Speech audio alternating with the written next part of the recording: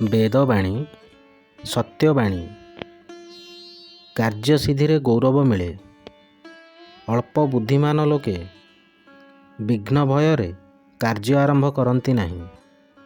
ମଧ୍ୟମ ଧରଣର ବୁଦ୍ଧିମାନ ଲୋକେ ବିଘ୍ନ ଉପସ୍ଥିତ ହେଲେ କରୁଥିବା କାର୍ଯ୍ୟ ପରିତ୍ୟାଗ କରିଦିଅନ୍ତି। ମାତ୍ର ଉତ୍ତମ ଲୋକ ବିଘ୍ନ ସହିତ ବାରମ୍ବାର ସଂଘର୍ଷ କରି ମଧ୍ୟ ଆରମ୍ଭ କରିଥିବା କାର୍ଯ୍ୟକୁ ପରିତ୍ୟାଗ କରନ୍ତି ନାହିଁ।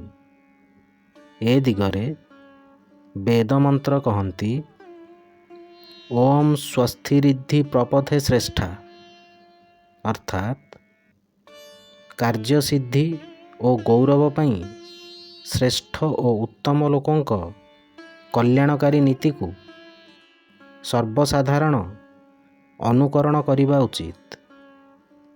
ଆଜିର ଦିନଟି ମଙ୍ଗଳମୟ ହେଉ।